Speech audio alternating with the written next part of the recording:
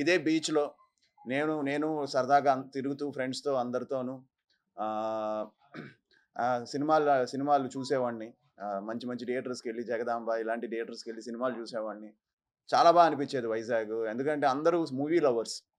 అప్పట్లో నాకు గుర్తుంది మాక్సిమం కొత్త హీరో అయినా సరే, ఎవరైనా సరే, ఏ సినిమా అయినా ఇంట్రెస్టింగ్‌గా అనిపిస్తే ఫస్ట్ హౌస్‌ఫుల్ బోర్డ్ పడేది వైజాగ్‌లోనే.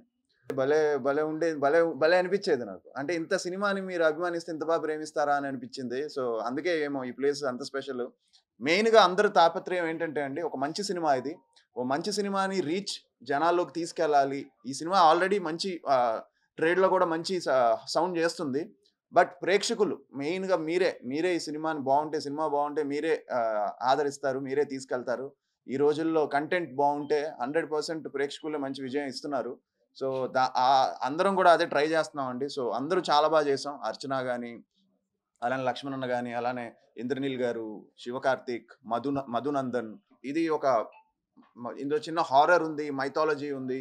సో, 1980s బ్యాక్‌డ్రాప్‌లో ఒక ఉల్కా వచ్చి పడితే, అంటే ఒక మెటియార్ వచ్చి పడితే దాన్ని ఇన్వెస్టిగేట్ చేయడానికి నేనొక జియాలజిస్ట్‌గా శంబాలా అనే ఊరికొచ్చి, ఏంటి దీని వెనకాతల అనే ఒక సైన్స్‌కి, మూఢనమ్మకానికి మధ్య జరిగే ఒక ఇదన్నమాట ఈ కథ. ప్రొడ్యూసర్స్ కూడా ఈ సినిమాకి నార్మల్‌గా నా సినిమాకి ఎంతవుతుందో అవన్నీ పక్కన పెట్టి, ఈ సినిమాకి కథ నచ్చి, ఈ సినిమాని నచ్చి ఎక్కడ కాంప్రమైజ్ అవ్వకుండా ఈ సినిమాని నిర్మించారు. రాజశేఖర్ గారు అండ్ మహేందర్ గారు. So, shining pictures. We are all excited అండి. డిసెంబర్ 25కి ఈ సినిమా రిలీజ్ చేస్తున్నాం థియేటర్‌లో. మీరందరూ గూడా ఈ సినిమాని బాగా పుష్ చేయాలి. 100% మీరందరూ చూసి ఈ సినిమాకి మంచి రివ్యూస్ ఇవ్వాలి.